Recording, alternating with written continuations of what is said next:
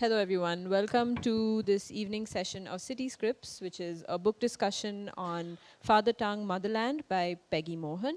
My name is Ishani, and I'm from the Word Lab at IHS. And City Scripts is our monthly curation of book talks, panel discussions, and lectures and more that bring the city alive. I'm happy to introduce to you our speakers for today. Peggy Mohan was born in Trinidad, West Indies, and studied linguistics at the University of the West Indies and pursued a PhD in the same from the University of Michigan. She has taught linguistics at Howard University, Washington, JNU, and Ashoka University, and mass communications at Jamia Millia Islamia, New Delhi.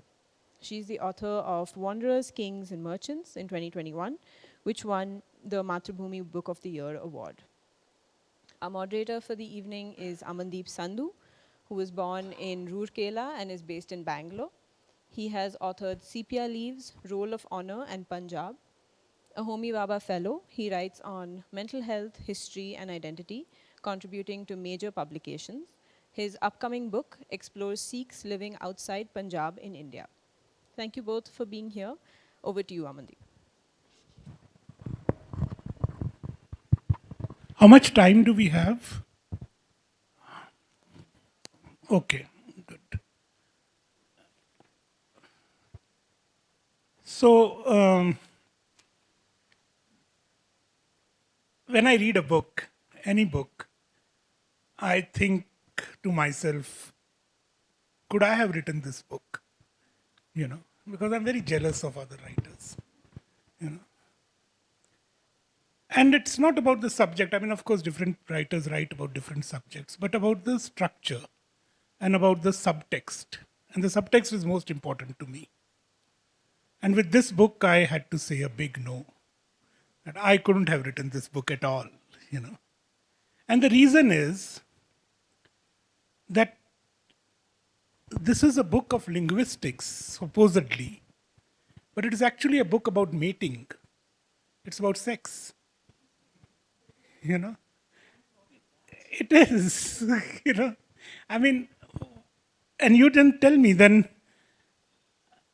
I have studied a bit of linguistics in my post graduation with a wonderful professor who is a good friend of Peggy's also, Prabal Das Gupta. I had actually called his student here, he hasn't reached yet because there is a Sankey Tank thing going on. No? So,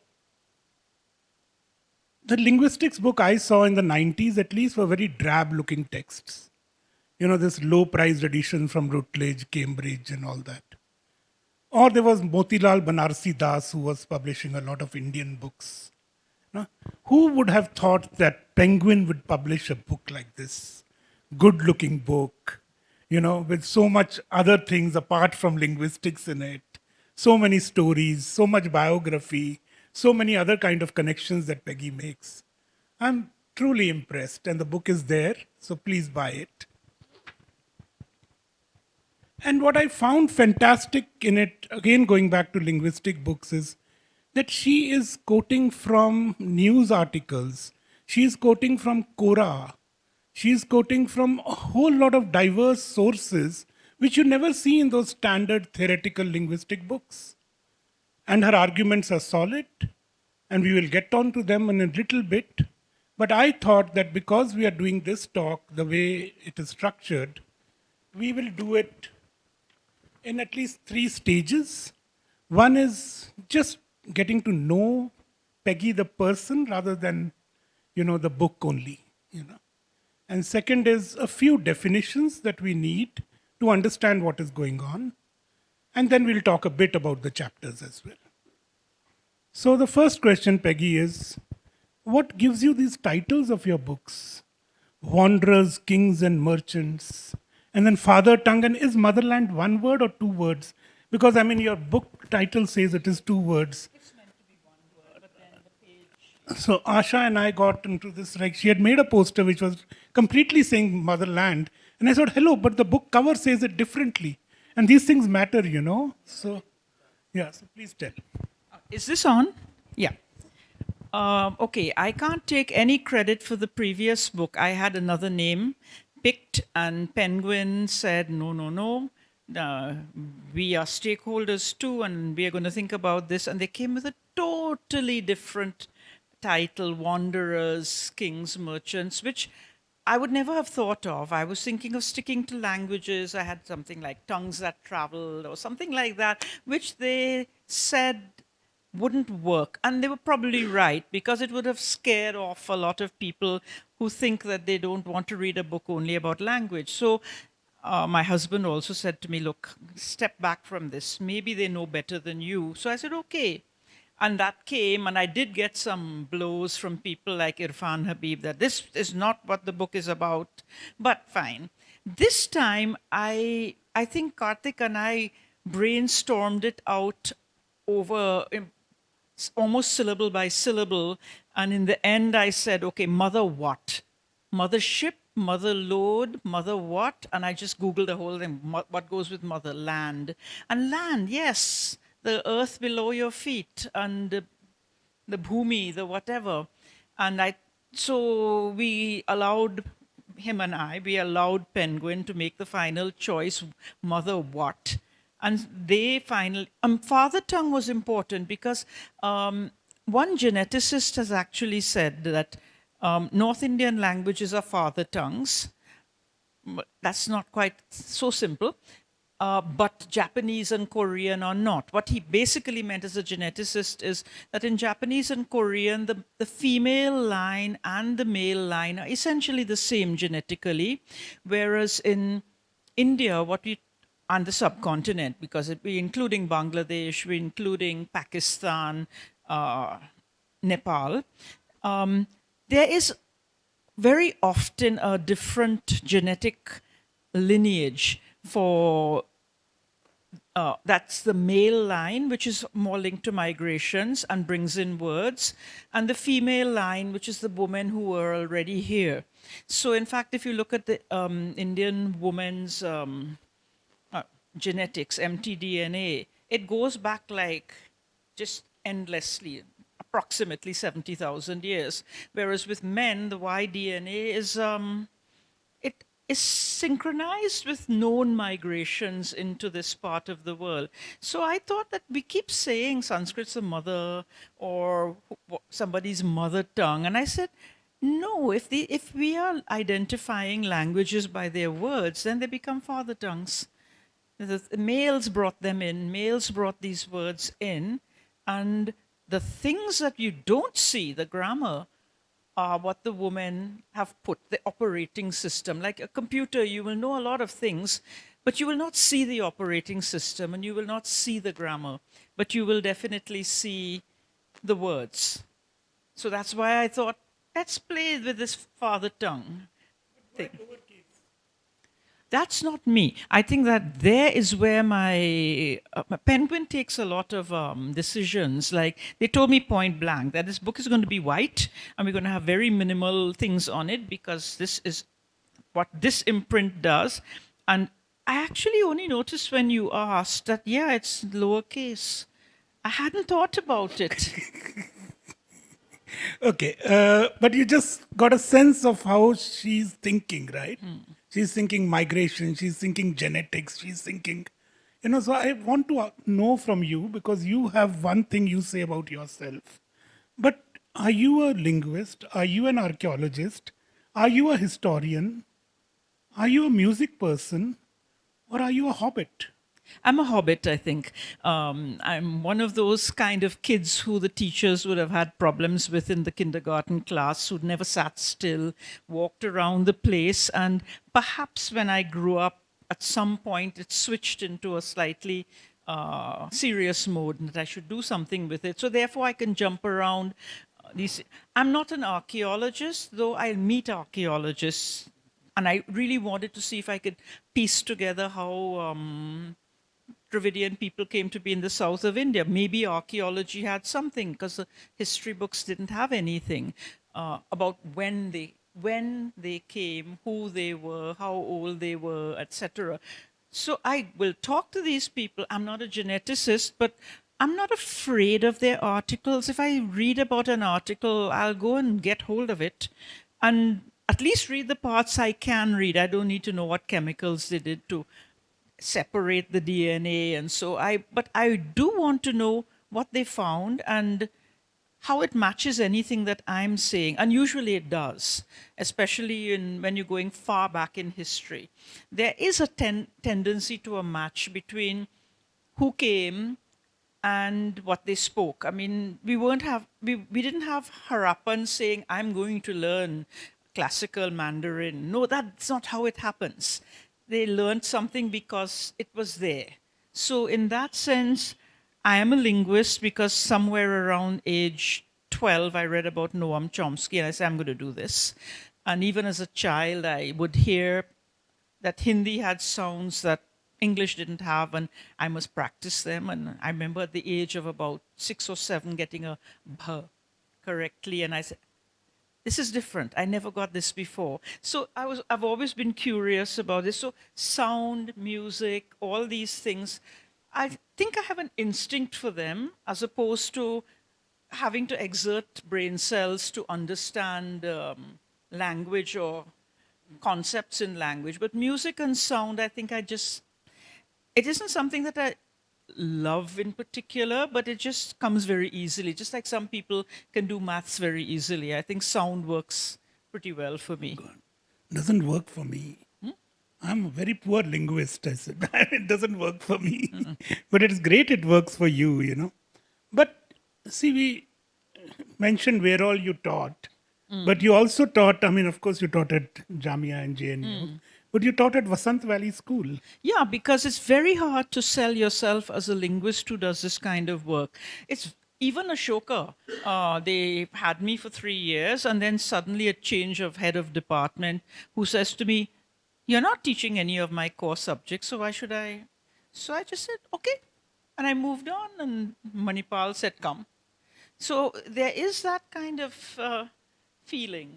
But how has music helped you with your linguistics, and has doing linguistics changed you as a person? See, linguistics was there, but music has always been there in parallel. I never treated music seriously, but linguistics was the thing that I really liked. You can't, as I said, sell yourself as a linguist. It's hard to tell a department until they've seen a few books and said, well, you know, maybe we should get this person. But it's easy to get people interested in a person who can teach their children to sing or to play the piano or to perform in an orchestra. And so for many years, this got thrown into that while I'd get home and write. And it was possible to do it then. Because in a way, your brain is switching into a non-intellectual mode as you're working on music during the day. You save some freshness for when you get home and you can write. And I learned a lot about kids, which is very important because everything while we think language is a big, sophisticated thing with grammar and all of that, it's about vitality. And vitality is about children up to the age of 5. They are the ones who are learning. If there is no baby talk in a language, it's probably a dead language. So I got to see them. We got to compose things together. I got a lot of experiments. In the north of India, these kids were studying Kerala in their social studies. So let's do a Malayalam song. And they didn't know the language. I said, neither do I. So we got one chorus from one teacher who knew Kuttanadan Punjayelle. And so they learned the chorus, and we figured out how to write ra by taking the symbol. And together we put the whole lesson in terms of keywords, the foods of Kerala, the cities of Kerala, the festivals, the animals, and just as a list. And we got all the verses like that. And I found that kids could tell me lots of things about languages. They picked them up very easily. There was no sound in any Indian or foreign language that they failed to get. So Hobbit and children, and that's what you do with knowledge system. Yeah, I think I'm a hobbit. I think you are a kid at heart, you know, like. That's what my granddaughter says to me. She says adults, she's 7 years old. She says adults, there's a switch in their brains. It stops working at a certain age. But maybe yours didn't stop. Maybe you still like a kid. So.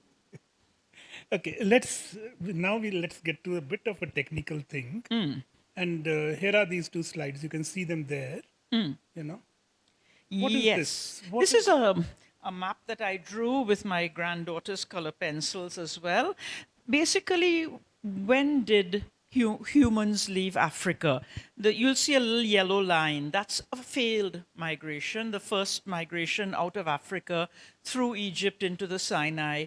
It could only happen during what you call it, a non-ice age, because the Sahara would not have been desert. These people were not saying, I am going to Egypt or I am going to India. There was no such thing. They were merely Africans moving around.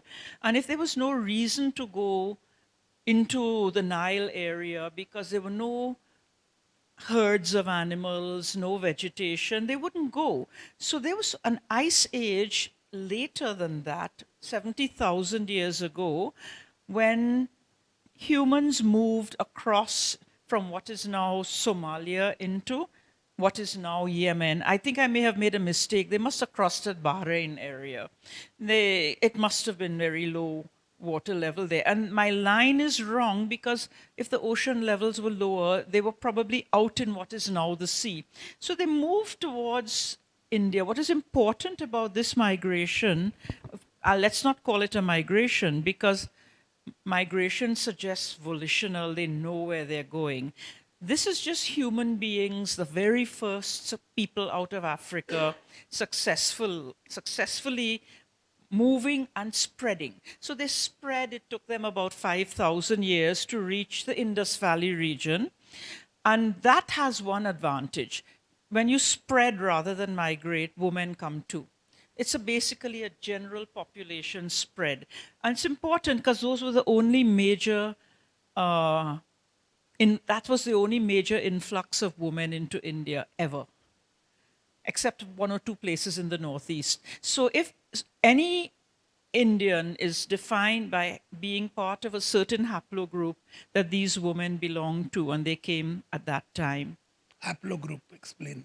Haplogroup is if there's enough time elapsed between your leaving a place and reaching another place, there tend to be genetic changes. The group tends to disperse a bit.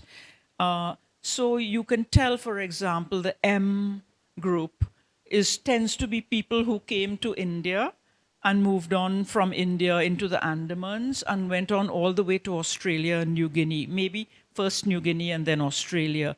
So all of these are people with the M haplogroup on the mother's side.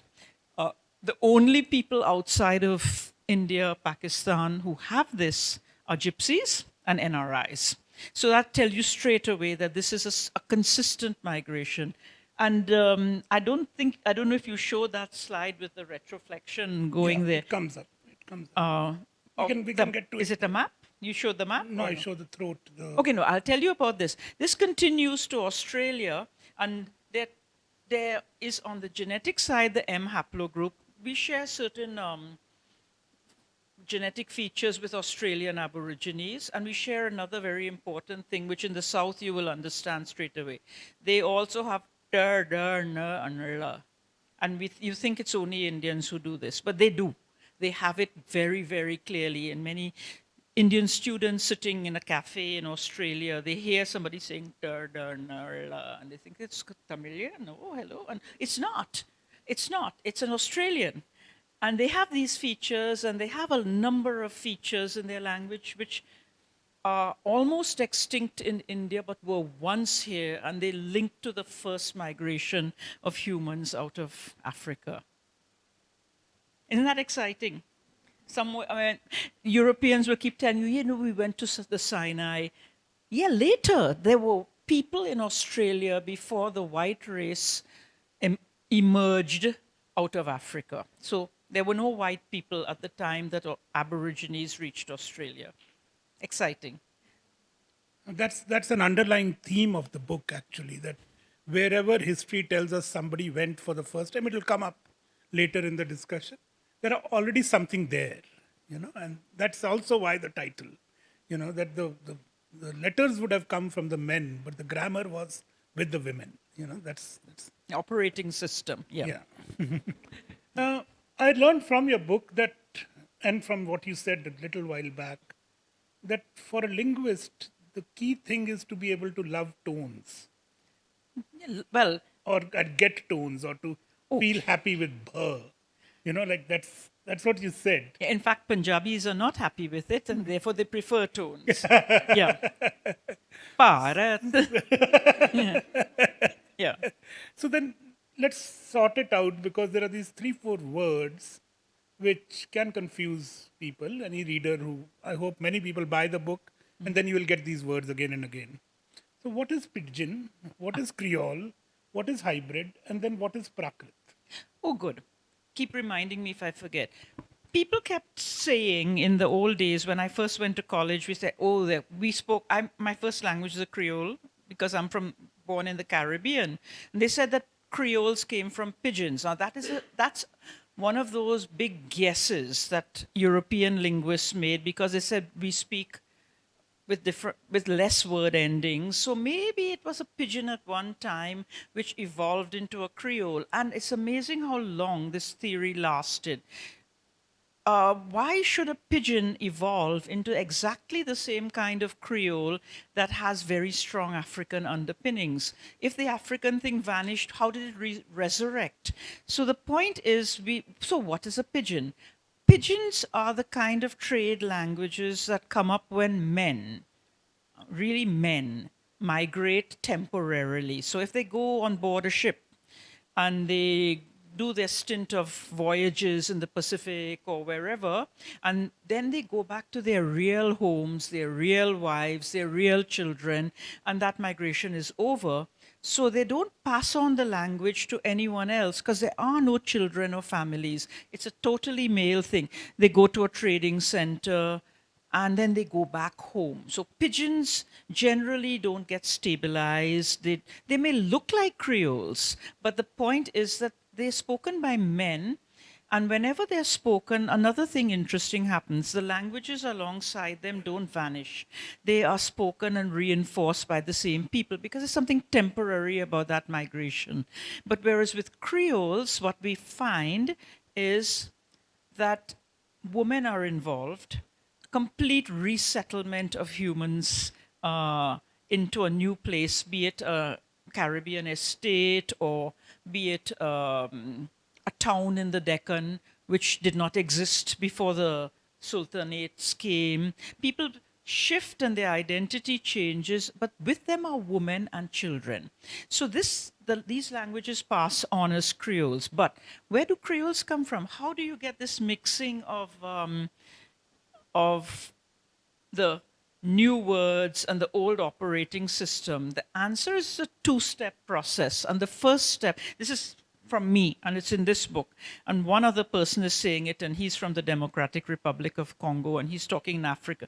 And we're very excited that we're finding the same thing, that basically the first step is the learning of the migrants' language, the settlers' language. Say, let's go away from Africa and go into, say, the Indus Valley and the Vedic people coming. They are men.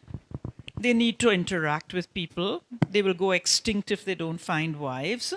But there's another thing that they meet, which we never think about, and that is reasonably educated elite men who are local and curious enough and adept enough at learning languages. It's happened everywhere.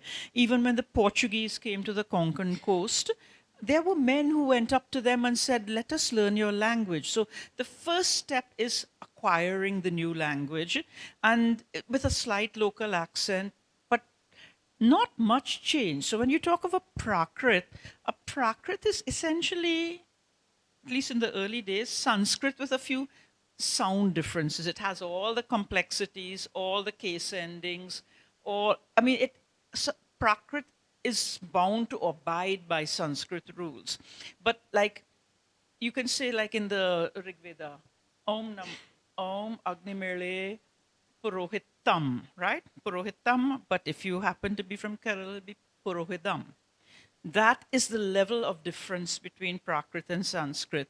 And it magnified a little bit, but it was essentially Sanskrit. So you have a two-step process. You have the locals, either the wives and their children who they have, and the educated men coming and learning the language.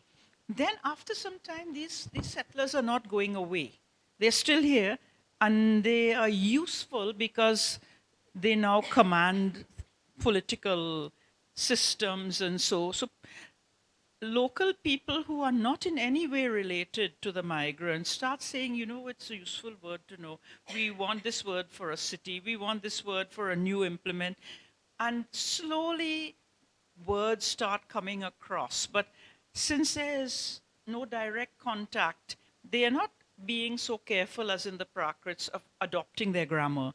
So they're grafting the new words onto their old languages. And we know about this because we still see it happening in the tribal lands in Jharkhand and Chhattisgarh.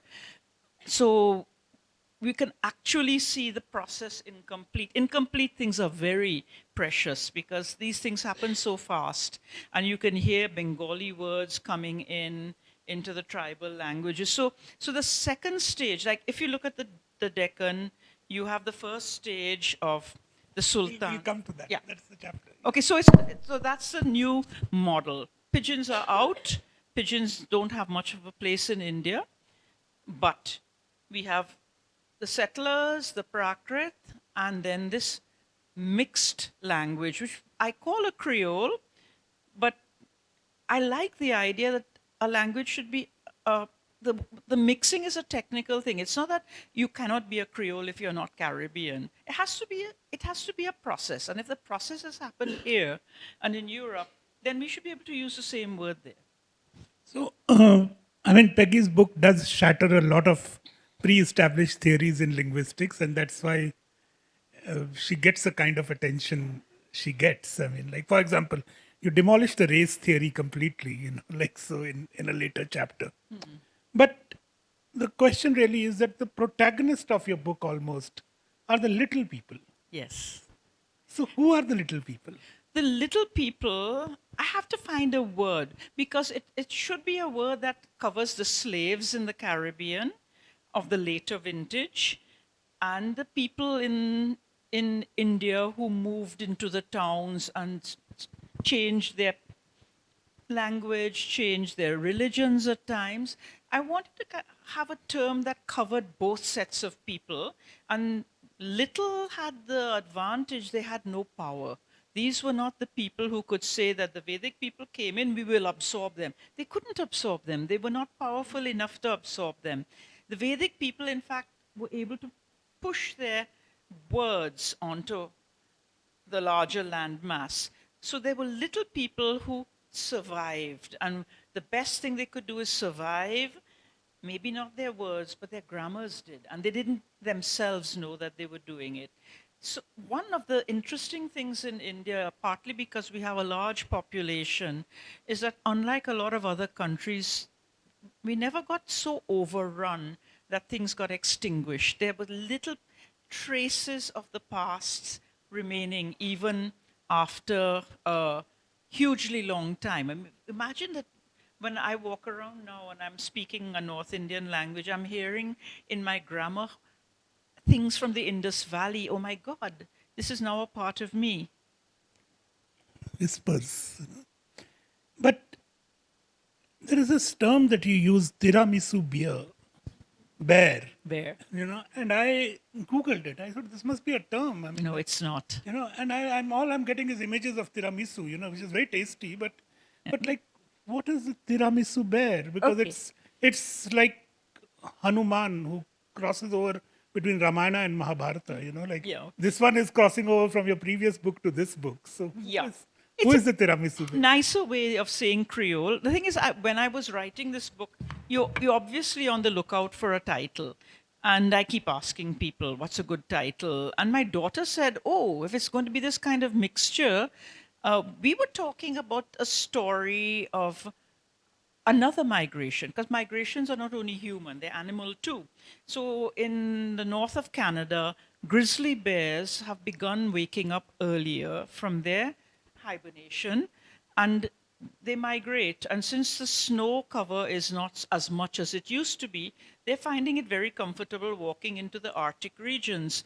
Now, they are coinciding with the polar bear mating cycle. And the polar bear males are off somewhere. The females should not be on land. They should be on ice floes. But there are no ice floes because of climate change. The grizzly bears are there because of climate change. So what happens? A male grizzly mates with a female polar bear, and you get a hybrid animal. Now, we know it cannot be a polar bear migrating south because they can't walk on ground. Their feet will get rubbed off. They have hair under their feet. We know that it can't be a female grizzly going north because females don't migrate. It's not only humans, but with animals too. Females don't migrate, but as a rule. So whenever you see one of these little bears, which has a creamy top and its feet are brown, so you get an idea of layers in the mixture. It's not a scrambled buffy brown color. It's got different details. Some parts are brown, some parts are cream, some parts are whiter. And you know for a fact that its father was a grizzly and its mother was a polar bear, and that's the only way they can be made. Just like in the Vedic people, the men were people who came from outside, the women, the geneticists have been able to show it, the women they married were people who lived in the area before. So my daughter came up with the idea, why not call it a tiramisu bear? And she said that could be a good title for your book. I thought, it won't work in India. Not enough people know what tiramisu is, and it's a funny title anyway. But I like the idea that we could have a particular little life form that explained in a single image how our language is mixed. Yeah, I can make it personal. Oh, you want me to read it? That's one section, 2 paras? Okay. Do you want me to read it in a Caribbean accent? That's what I was often asked to put on my Caribbean accent in Manipal. You want to hear it? Okay. But it will not be in Creole, okay? Which is being. But was mother, as in mother tongue, the full story? Or was it just that in male-driven migrations, mothers tended to be local? And in that case, were part of a larger local environment. Look at my own story as a tiramisu bear. When my parents met and married in Canada, my father was indeed a male migrant and my mother a local female. But a few years later, he brought her back to live in Trinidad, after which she was no longer local. She was the foreigner. And I was born and raised in a large Indian joint family in a small town in rural Trinidad. There, I spent most of my time with my Trinidadian cousins, grandmother, aunts, uncles, and neighbors. As a result, Trinidad Creole English became my first language and not my mother's Canadian English. Creole for me was not a choice of father tongue over mother tongue, but a way of bonding with Trinidad and other children my age, rather than a Canada that was unreal to me. So when we say that the hybrid children of male settlers first learned their mother tongues, we need to remember that those mothers were part of a huge local ecosystem, even if they also had a major role in early childcare. And we also need to remember that nuclear families, where young children are cared for almost totally by their parents, would have been quite rare in the sorts of societies we're talking about here. Not a problem, the accent. You almost came down to Dakhani and I stopped you from talking yes. about it because, I mean, there is a whole section on it and I have a question on it also. You know, I was intrigued by two things when you're talking about languages, I mean, the two kinds of Dakhanis. But what intrigued me was, one was that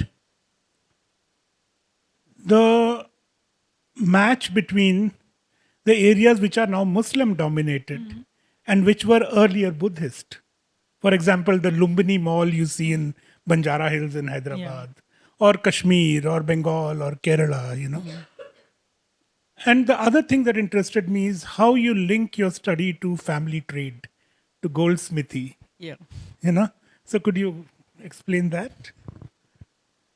Oh, well, in a sense that, well, that's okay. The Buddhist thing, I kept wondering, how is it that the change in the Deccan from people who were Hindu and spoke Telugu, to people who spoke Dakhini and were Muslim. How did it happen? And it appears to have been swift, but nobody's really documented it. How do I find out what was happening? And one thing is clear, that wherever you look, Bengal is another one, a wonderful place where you can see an earlier Buddhist culture, which was temporarily brought back into Hinduism, was ripe for and persuadable by Sufis who went around the place. And when eventually, after the Sufis, 100 years later, a sultanate came in, people were primed to think, certain people were primed to think that this is an interesting move. Who were the Buddhists? Maybe not everybody who converted was a Buddhist, but there was a very strong link between craftspeople and Buddhists. And there was some evidence of certain crafts, like weavers, all becoming Muslim at about the same time. It was done like as a whole caste. So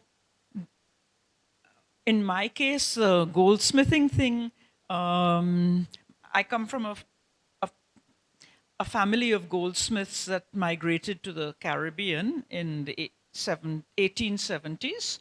So where we obviously, it's unusual for a goldsmith to go, but obviously times were not so good. But how do I link this now in with this? The idea that there's a certain kind of person who's more ripe for migration than others.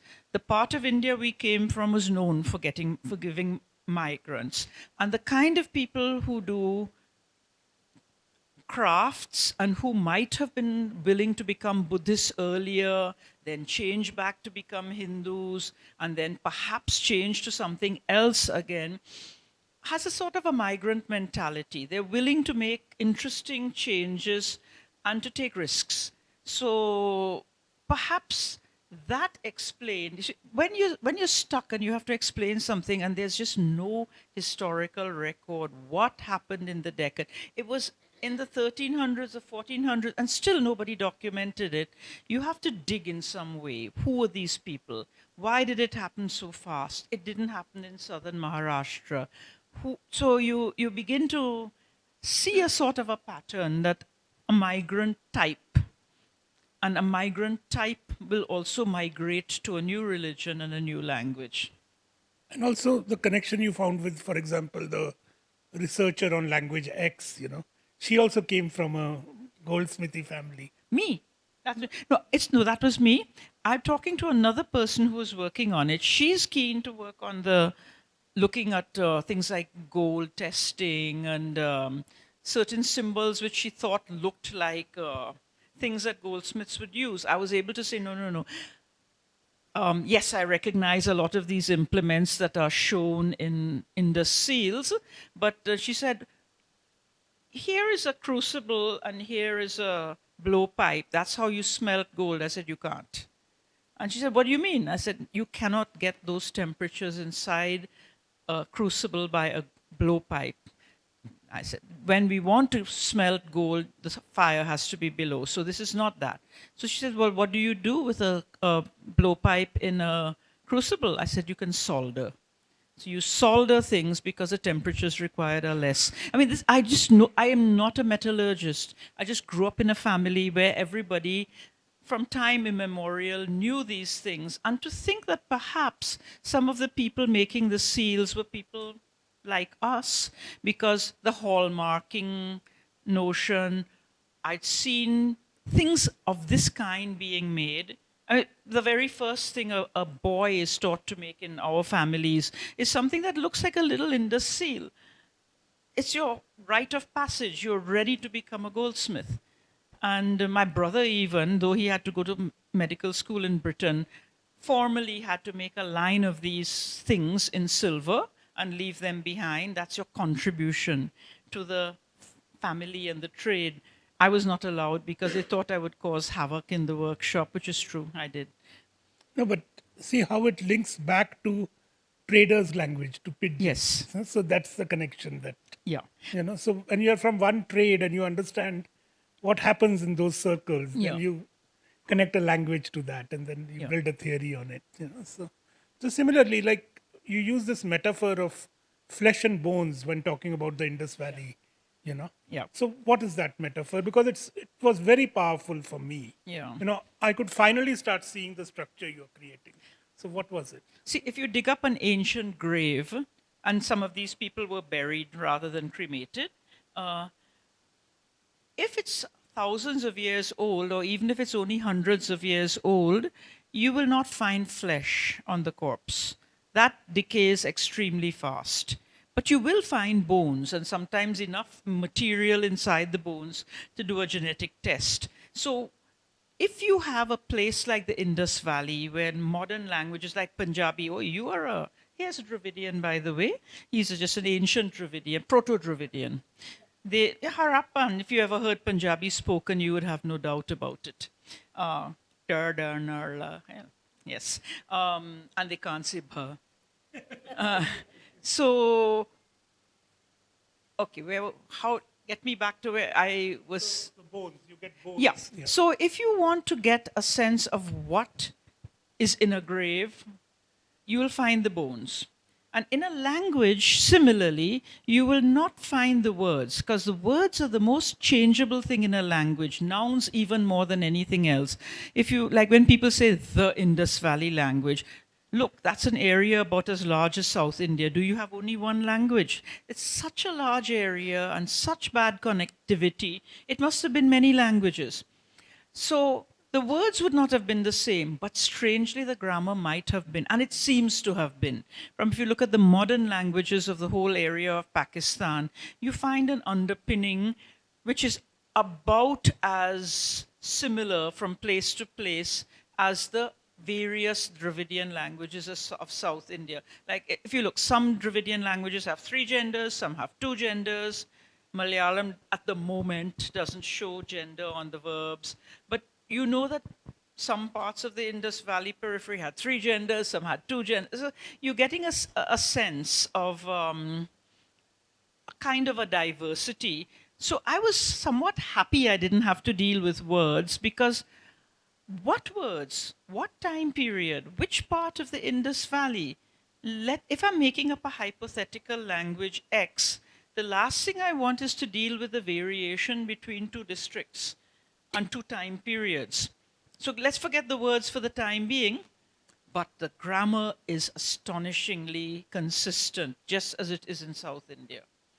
And you see things that did not come from Sanskrit or the Prakrits. And that was my point of departure, that look at all the things we've been told in school, make our language like Sanskrit. They don't. Sanskrit's not like this. But then you look at South Indian languages and you suddenly say, the word order, the concepts are familiar, and Sanskrit doesn't match this at all. Sanskrit is the newcomer. So that's how I started. No, but since we were in Pakistan, so this Barahui and Burushaski, like these 2 outlier languages mostly. Yeah. But how have they informed your study? Well, Brahui is clearly Dravidian. It only has 1 question mark on it. But you might need to tell where is it located. It's spoken in Balochistan by a certain a few tribes, but the question about it is, just because it's Dravidian doesn't mean that it's Indus Valley. We have to prove that it's actually something that's been there these 4,000 years, and we can't prove it. It looks a little too similar to the Dravidian tribal languages of central India. So I don't know. I refuse to get into it because I've got friends in the community who are really hoping I would say that they are the Indus Valley people. But so they live out in Balochistan. They have certain words which will be familiar to you because they are linked to old Dravidian words. However, the Burushaski speakers up in Hunza are a different story.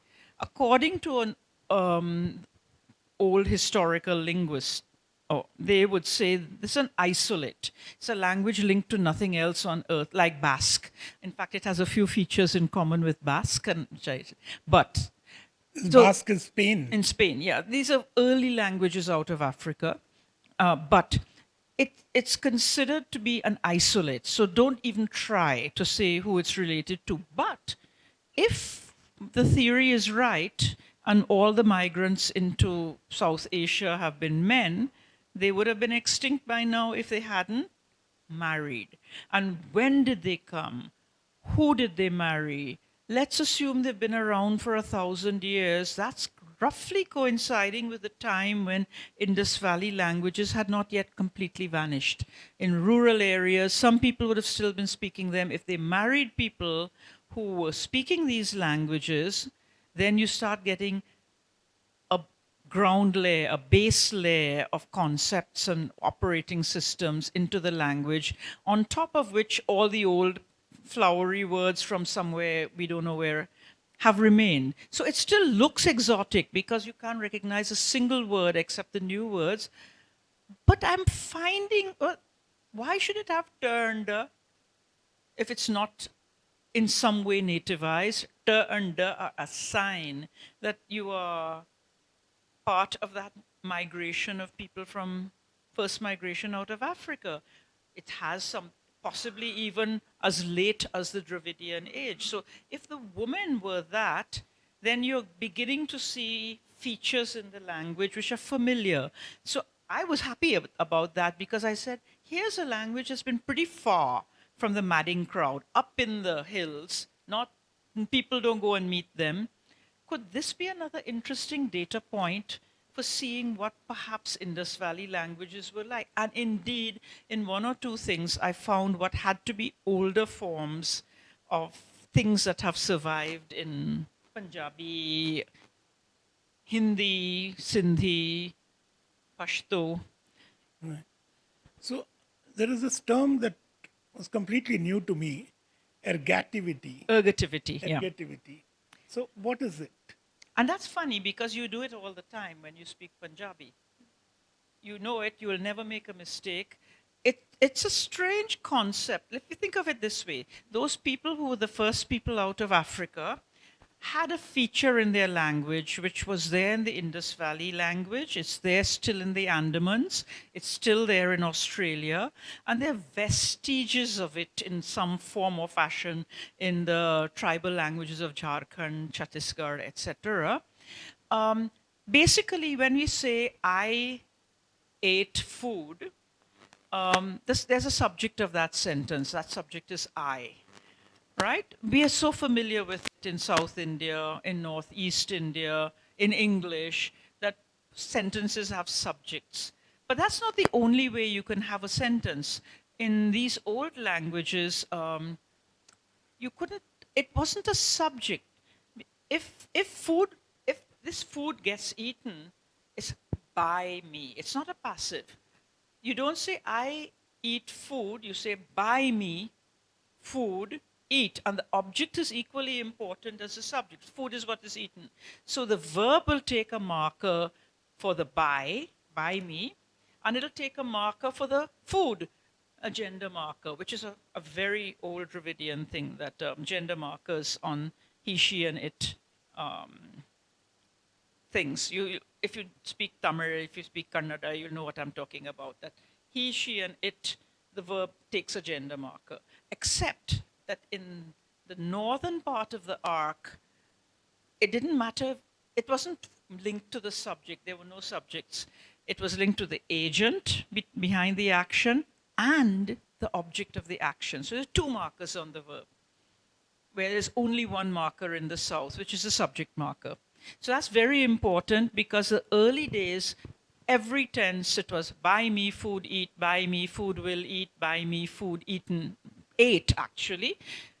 And then when the Vedic people came in, obviously Sanskrit didn't have it either. But people wanted to use it. People not only in the Indus Valley, but southern Iran too. They wanted to say, buy me food, and they hated the verbs in Sanskrit. If you've studied Sanskrit in school, you know how complex these verbs can be. Why can't we just say, buy me food, eat? Buy me food, ate? And the Prakrit people said, no, you have to have, you can't make a past tense like that. You can use a participle. So you can say, buy me food, eaten. And suddenly, in all these languages, including Punjabi, a little less obviously, but definitely there, like in Hindi, suddenly you say, food eaten, buy me food, eat. And it vanishes from the present tense and from the future tense, and we still have it in the past tense. Have you ever heard Hindi? Maine, this ne, khana khaya. Punjabi doesn't use ne in that sentence. Main khana khada. Khadda ya kha liya. Yeah, well, that is a little more complex, but you just main khana khada. Yeah. But we would say maine khana khaya. And this ne is basically recognizing that it's the agent, it's not a subject. And therefore, and we've gotten, and the verb is now agreeing only with the object. Okay, I'm a woman, I eat, but food eaten, that's where the agreement is going. So basically, this was a reconciling of Sanskrit saying you can't do it this way. You've got to use a participle, and the push from Indus Valley languages, no, we don't like subjects, we like buy me. And up in the hills, they still do that in all tenses. Buy me tea drunk. Yeah, we'll run out of time otherwise, because there are a few things that we need to still ask you. So but I hope everybody is getting a sense of there is a tiramisu bear who is sitting on the tip of an iceberg.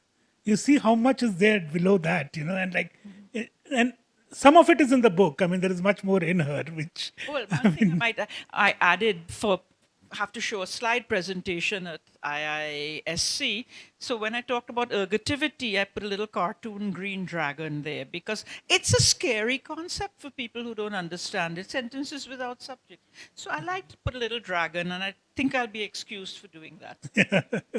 In fact, in the book, there is that dragon is sitting on top of a boulder through which we are passing to understand the language X. Right, so you have just passed the Yes, yes. So, why are numerical classifiers so important to you? Okay. And your own tongue is actually Bhojpuri, right? So let's talk about the Magdan and the Munda influences, when we're talking Bhojpuri. There's a whole chapter on it. There's another migration into India that we don't think of, and I won't think of so much in South India because it's coming via the Northeast, and these are people who forget the word Southeast Asian. They basically seem to link to Vietnam and Burma. And they came in approximately 4,000 years ago. Nobody remembers them. Grierson, one day looking at his data from the tribe, said, hey, this is a Vietnamese word in a tribe far off in the forest. Here's a Burmese word. And he started listing them. Then much later, maybe about not even 10 years ago, geneticists started finding that there was a time they could date the rice in India being hybridized to include Japonica rice, and it was 4,000 years ago. And then they started checking the people, and they found that even in the furthest jungles, there was up to 60 to 75% Vietnamese, Burmese lineage in the male line. In the female line, zilch, they were not able to get samples of humans living there who had female Vietnamese or Burmese ancestors. This was another very clear case of a male migration where they interbred with the local people, and it seemed to fizzle out. We don't have a long-term relationship with Vietnam since then. So people started calling these Southeast Asian, Austroasiatic languages, forgetting that they have otherwise a fairly standard First Indian cum Dravidian structure. Long words, which Vietnamese knows about long words, which Burmese is comfortable with long words. But these are long words that could be, it could be like Tamil. Except, in addition to taking in the words from the Vietnamese and Burmese men who came in, they took another thing. And that was the notion that gender is marked on numbers, not on. In Dravidians mark gender on the verbs. Sanskrit people mark it on the adjectives, and these people marked it on the numbers. So you'll have Bengalis who say ekjon, whatever, girl, ekta, glass of water. Ekta is a way of saying that it is an individual glass. If I wanted to say the quantity in one glass, I would just say ek. So ekta, this is a concept that is very Asiatic. It's in every language of Asia except Tibetan. So you have this coming into the language around that time, and it's in the tribal languages. But there is a contradiction. Linguistics is never going to be completely simple. You cannot have gender of the kind that you have in South India, he, she, and it, aval, what is the other one? Huh? Yeah, you don't have that kind of gender. You can either have that, or you can have numbers taking classifiers. So somehow it's too heavy a load for a language to have both. You see gender vanishing out of the language, and it's got a little bit of traces still, but numbers take the gender markers, and it's a very Asian thing that happens. So these are games that we play. That Probal also was the first to tell me that you can't have both.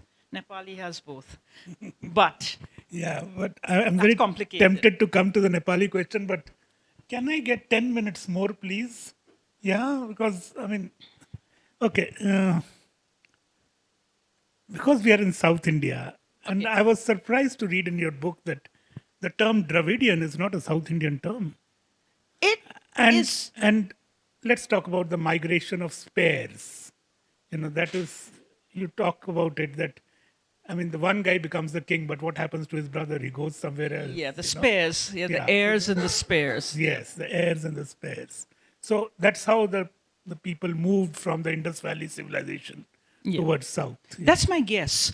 You have the slide, which is this is something made up based on the theory. If the theory is that it's young men who migrate, when did Dravidians head south? Because all humans came out of Africa, and they came via the Indus Valley. So it's a migration south. When did it happen? There is no evidence. You ask the geneticists, and they'll tell you the time depths are far too little to give genetic differences. They can tell you that the quantum of Dravidian genes in the south is very similar to what is there in the north and the Indus Valley region, including way up in the Karakorams. What is that? So in other words, the Dravidian genome has not changed enough to be able to make out the difference between a North Indian Dravidian and a South Indian Dravidian. Nice thought. So we can't look at the geneticists. They're guessing. They're actually right in their papers. Must have been 4,000 years ago. But how do you know? I don't believe people migrate only because times are bad.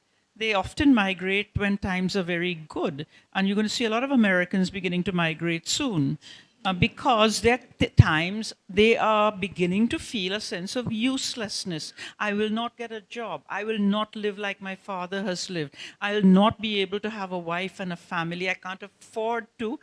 I must migrate.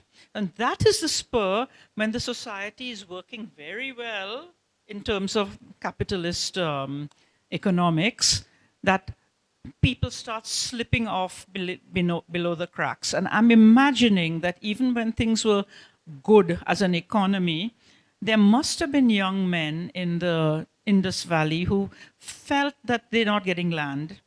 There's obviously a heavy population pressure. The South would not have had it because it didn't have cultivation yet.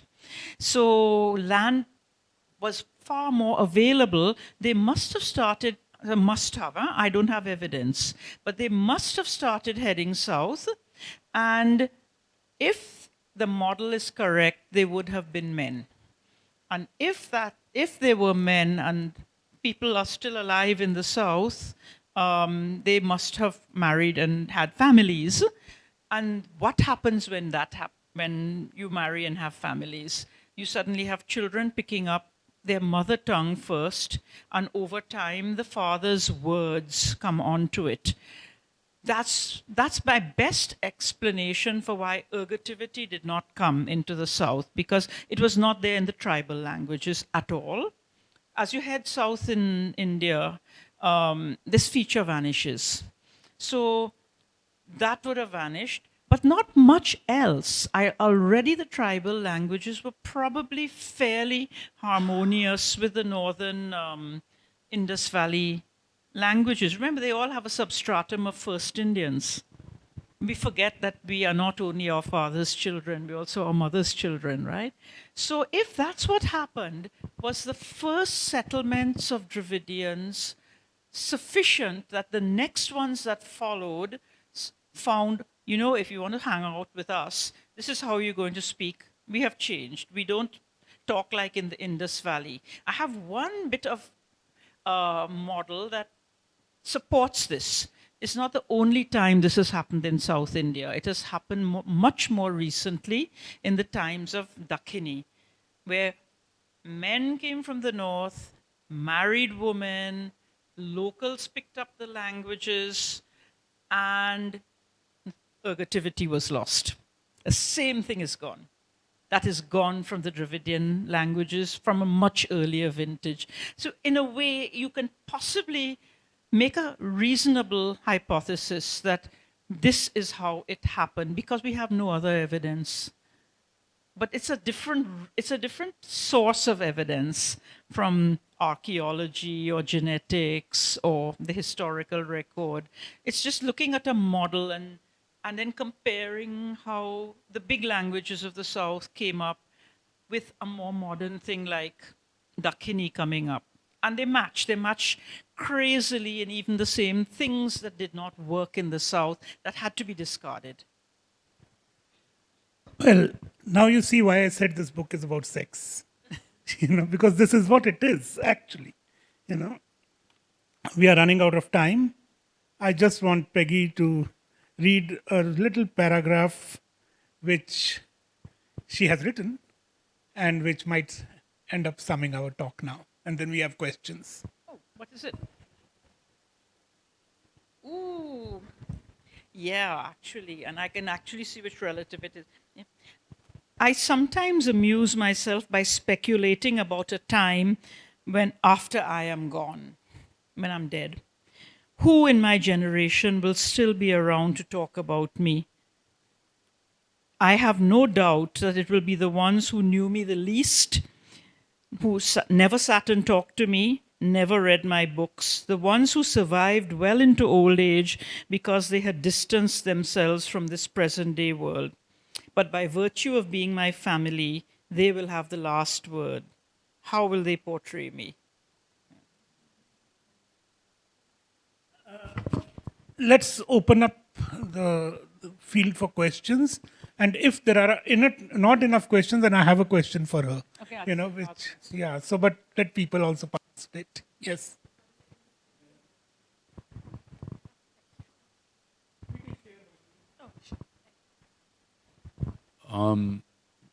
The female being that important, in fact, the female, the woman being that important, where did the women, the Dravidian quote-unquote women come from? The first migration out of Africa. That was the one that gave So them... essentially you're talking about 3 different migrations. No, there's one first migration of people out of Africa, which is arrived here approximately 65,000 years ago, and over many thousands of years killed off the other hominids. There were people in India, but they weren't Homo sapiens. So that's where the whole population of women, which over thousands of years became like up to almost 50%, they were there. But each time a male migration goes, say, south, it leaves a surplus of women there. Each time something happens in the Pontic Caspian, the men come, and there's a surplus of, to this day, those are rare countries which still have too many women where the men have migrated from.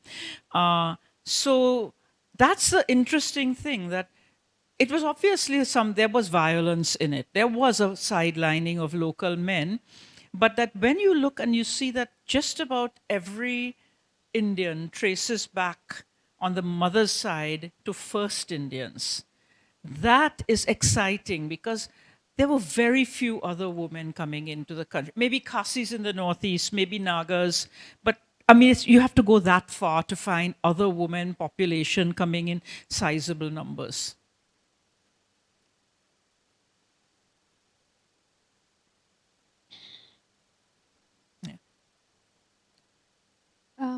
I'm an anthropologist, so I really, really enjoyed your talk. I have two questions. One is about matrilineality versus patrilineality that you see maybe only in Kerala. I think in the south you will see that example among the Todas of Nilgiri. Is it possible that we can think of a time that there was more matrilineality in the south than we see today? And my second question has to do with the comment you made about rice, because rice, the grain, rice. Rice. Rice, okay, rice. yeah. So what we know is that there hasn't been that, rice was not really part of the staple diet of the Aryan migrants. Yeah, right? they're not part of it. Yet rice assumes a huge importance in rituals, in Hindu rituals. So do we have an idea of why that happened? Is it because of migration to the eastern Gangetic plains? Yeah. There was a slow migration first towards the Sangam, the Ganga Jamna Sangam, and lots of injunctions against crossing that, and the perception that the people on the other side were not right. But there were steppe people, which we call Arya, who crossed it. They just were not Vedic. So we don't know. But there was cultivation of rice in the Gangetic area, not Indus Valley. And that was a much more slow-growing, old variety of rice, and therefore it didn't support a huge population. But it's when this mixing with Japonica rice came, the same thing that happened in Southeast Asia that sent all these men running here, happened in India. That there's a huge increase in the food supply and huge increase in the population and people being sedentary. So that happened. You asked another question before, the first one, remind? Yeah. There is, at least when you look at the Rig Veda, you find that the Vedic men were very patrilineal, but they would often refer to the locals as by their matronyms. So you had, for example, the local man, the Vritra, who's called a monster because they didn't like him. He's named after his mother's lineage, but yet in a same sense, you might find it familiar, maybe some Malayali can explain it, but that while the lineage was via the mother and the formations were very often women in the same place and men migrating out, there was often a male in charge. Yeah, and there was a male with an important role, but it wasn't. He was not considered the paternal descent line or some. I don't know exactly how it worked. Yeah. So I'm talking. This is the Indus Valley. So maybe, in fact, that's one of the big differences between the Arya and the earlier local people. Is that the earlier local people didn't have that intense patrilineal quality to them, and so which raises the same question: that were there many ways of being, and many of them got stamped out, just like there was a notion that sentences didn't have subjects, and that got stamped out. There are many ways of being, and it's exciting that in India you still get traces of a large number of them.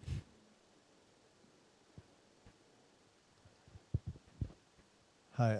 Does your study of linguistics include studying script?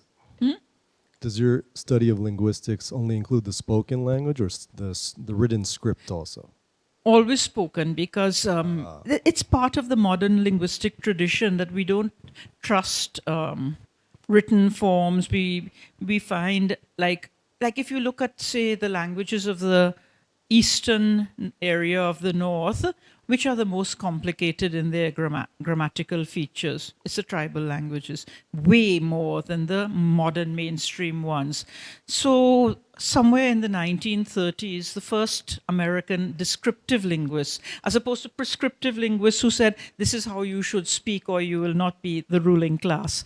The descriptive linguists looked at a lot of tribes and found to their shock that things that they could never have imagined were in these languages, complex, and many of them would be familiar to a South Indian in that long words and lots of relationships between words.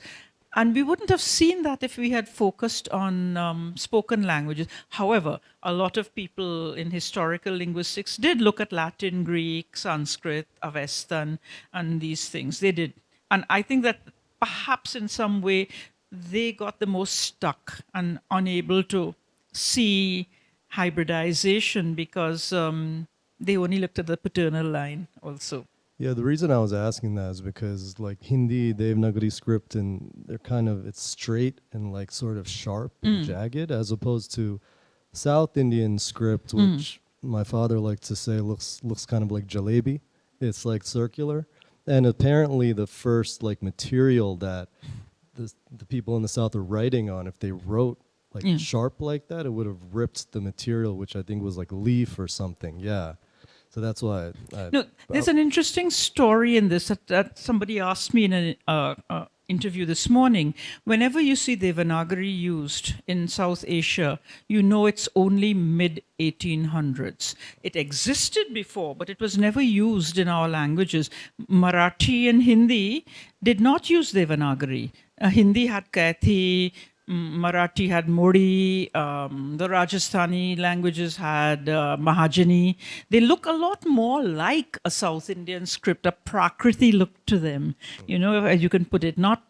They had the concepts. I think even South Indian scripts have that very telltale sign that the short E sound is on the left, even though it's pronounced on the right. And that's wherever this family has gone, this family of scripts. But don't think of Devanagari as being something eternal in Hindi and Marathi. It's new. The British imposed it because they had control of the schooling system, and they just decided that, these people are our Sanskrit friends, and let's put this. There's a date, there's an office memo where the money was sanctioned to create the schools where people learned it either in Persian script or in Devanagari. And before that, it wasn't Devanagari. And my family came from a time around then we left India. We still had the old script. My great-grandfather used to write in it.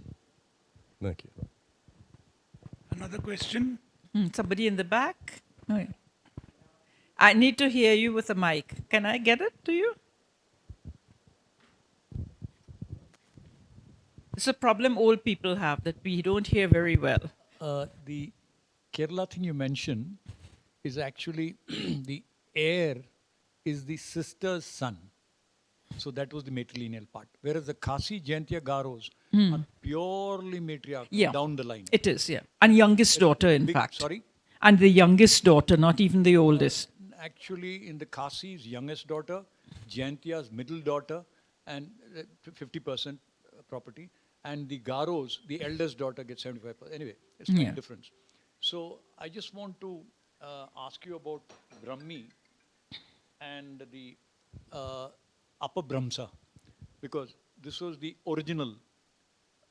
This was the? Brahmi was the original script. Script, yeah.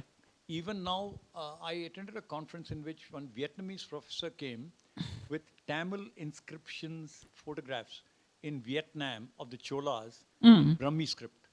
Tamil inscriptions in Brahmi script. So Tamil was also in Brahmi script. Yeah. So I want your comments on the out of India theory and what Shrikant Talageri has written extensively on. Oh, yeah.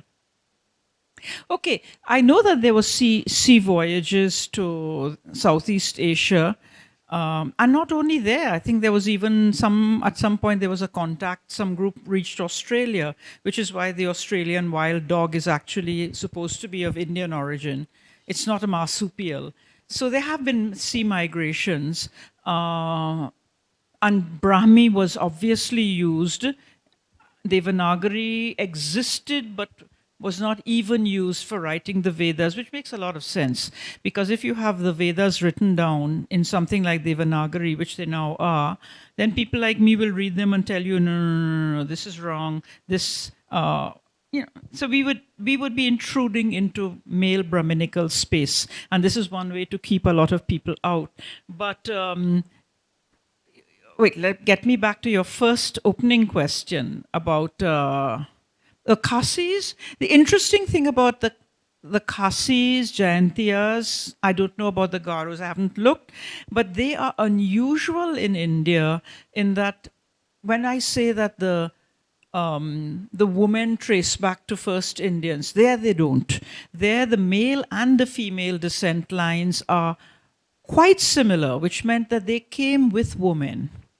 So it's unusual in India, and it also links to the fact that they are matrilineal, I guess. Isn't it counterintuitive that even now marrying, isn't it counterintuitive that even now marrying out of your community, sort of, you have to think twice. In those days, there is a surfeit of women and men come and marry, and they must have been very clannish and tribal in those days. So it's a little counterintuitive. What you need to do is look at, for example, if there are Malayalis here, what about the Nambudris?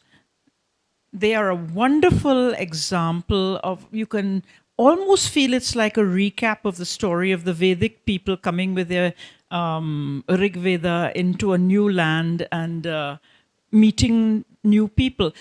The initial, it's not only in India. Let me give you another example that from another part of the world. Portuguese went to Brazil. There were men. The initial people who went there did marry Native Americans, which is why what is called white in the Caribbean and in Brazil and some of these places is not looking very white. It's not looking Swedish. It's not looking British. It's basically, there is a certain amount of native blood which was sanctioned for a few generations. And after that, then came down all the taboos and so. So similarly, among the, you look at the early sages in the Rigvedic era, Vyasa, so on. Their whole descent lines are given. And their fathers were Brahmins, father, grandfather, great-grandfather, going down. All the mothers were not. And after some time, when you have enough women in your community, if you are the kind that puts up apartheid walls, that's when you put them up. It didn't come up immediately. It came up later. There were no women. Yeah? The out of India theory. Okay, so we can take it in the questionnaire. We are running out of time, and Peggy is here, and she's going to sign books, and her hands are already aching from signing books yesterday. So, but get her to use her hands. Yeah. It's a good thing. Thank you so much, Peggy. Right. Wonderful. You had a question. No, but... Let me ask one more. Okay.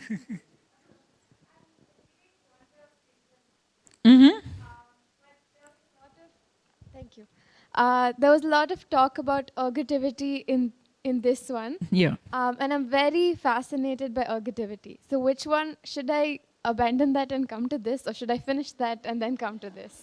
Abandon the earlier one, because I was cutting through all the underbrush and I mentioned it. I mentioned that it happened in southern Iran and all of that. But it was a big question not yet resolved in linguistics. And I decided I was going to take it on and get to the very bottom of it. And this next book does get to the bottom of it. Yeah. Okay. So thank you so much. Thank you, Peggy. It was lovely talking to you.